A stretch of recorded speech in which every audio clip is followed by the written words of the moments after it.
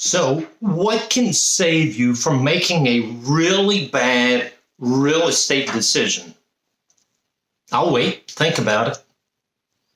Yeah, I would say having as much information as you can about the property.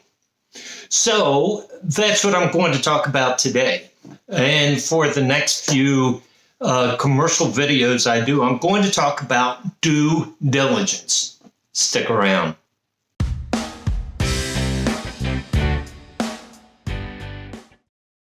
Hi, welcome back. My name's Joe Brown. I'm a commercial specialist with Century 21, List with Beggins, located in Tampa. Thank you so much for being here with me today. So, when people buy commercial properties, they need to know as much as they can about the property. And so it depends, right? Things differ whether you're going to be an owner user, which means you buy the building and you're going to use it for your business, as opposed to an investor, you're going to buy the building and rent it out. Or you're going to buy an existing building that's already rented out, right? So the level of due diligence changes based on your use. However, there are some pieces of due diligence which span all areas, okay? So number one, it is very important to see the site plan, right? The property itself, and to get a survey. So, and I had this happen just locally. There was this property, and you from the street, you say, oh man, this is great. This is a great location, great property, until you pull up property records and you realize the back of the property had this weird cutout, and the owner had just sold that small piece of property. And so while you're thinking you're getting this full parcel, you're really not. And so just that small sliver limited what a potential buyer could do. And that small sliver in the back also impeded what the potential buyer wanted to do with the property, as far as trucks coming in and out and so forth. So it's very important, get a site plan. Second, get a legal description. And again, you can get this from the property appraiser site. Really, it's best to get a survey with a legal description just to make sure that this whole parcel is what you want and what you need. You want to do a preliminary title search. So let me tell you why this is so important. So if I have a commercial building and I pay a roofer to come do the roof, and then I turn around and sell the building, well, I may not have paid the roofer, and the roofer put a lien on the property. And if I sell the building, an unsuspecting buyer buys the building, they're now on the hook to pay that roof, to pay the roofer, right? So a preliminary title search can tell you whether it's a clean title. Are there liens against the property, either tax liens or mechanics liens, such as roofers or whatever? Are there city violation liens? Are there income tax liens? So always, because it is a buyer beware industry. So buyers have to do their due diligence to get as much information about that property as possible. Now, listen, a title search may cost a couple $100, but it could save you tens of thousands of dollars by not making a poor decision. Did I say that right? I hope so. You want to do environmental studies. And there's really two phases, a phase 1 and phase 2 study. So a phase 1 study is basically just looking at the history of that property, right? I know properties just down the road. It has been an office building for the past 40 years. But what happened before 40 years ago, right? That's what I don't know. And that's what a phase 1 study will do. They'll look at the history of that property. Why is that important? Well, let's say 50 years ago, there was a gas station there. Well, if there was a gas station, there could have been seepage, there could be ground contamination, or a dry cleaner. So some of the hot properties are dry cleaners, gas stations, even golf courses. So there's a story of a golf course here in Tampa that a developer wanted to come in and buy the golf course and put down homes. Well, then they realized that all the chemicals to treat the golf course have poisoned the golf course.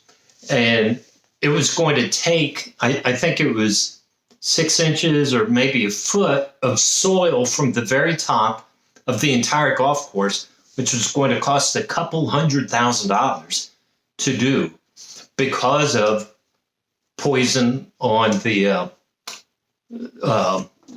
course and the ground. And so a phase 1 study just looks at the history of the property. If anything comes up, so we'll take the example I gave, the office building here. 40 years it's been an office. 50 years ago it was a gas station. It may call for a phase 2 study. And a phase 2 study would come in and they would take soil samples, water samples, maybe even air samples, depending on what industry was there, just to make sure it is safe.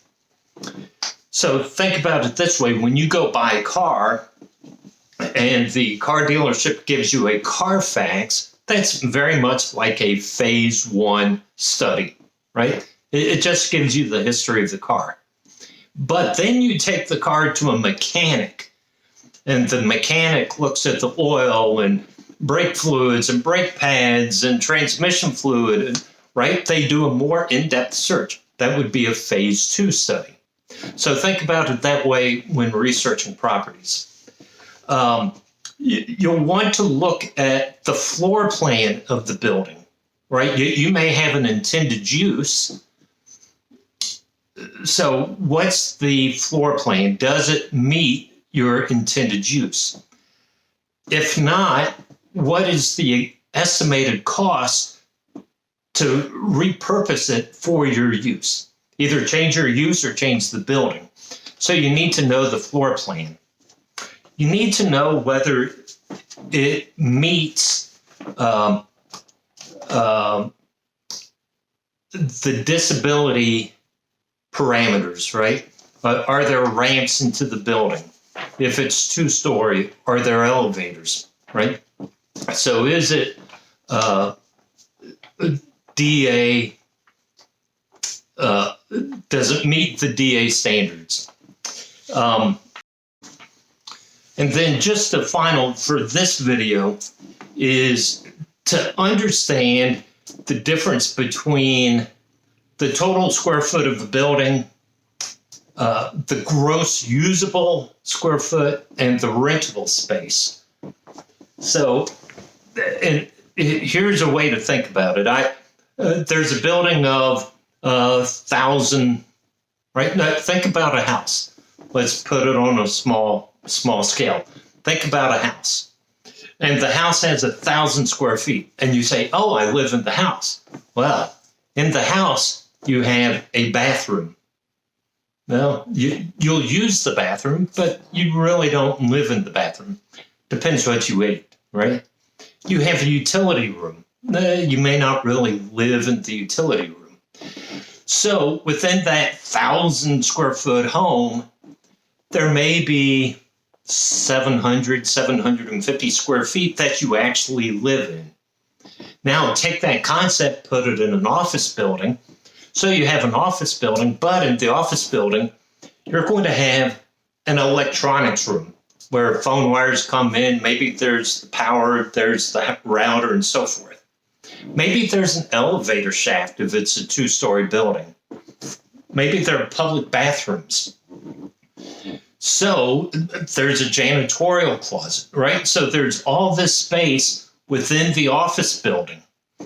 Well, that space can't be rented, right? Because it's, again, if it's a single tenant building, they're going to use that space. If it's a multi-tenant building, well, those are what may be considered common area space. So let's say it's 5,000 square feet split between two. So you can say, 2,500 a piece. Well, some of it can't be used, right? Like the janitorial closet or the network closet, right? That's not rentable space. So out of the 5,000 square feet, maybe you have 4,000 square feet that is actually rentable. The other could be considered common area. And so the tenants would pay a common area maintenance. And I did a video on that a couple months ago. So again, just to figure out what's the total square foot of the building, how much that is actually rentable, right?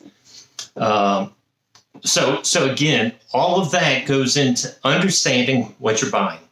Now, remember, this is just part one in a multi-part series on due diligence, right? I'm not sure if it'll be next week or next month. I'm going to do part 2 of this video to further dig into due diligence, okay? So thank you so much for being here. Listen, if you have any questions, reach out to me. Go to my website, joebrown-commercial.c21.com. There's a contact me button. You can leave comments below to this video. Just ask questions. I'll be glad to get back with you and to answer those questions. Thank you so much for being here with me today. And until next time, take care.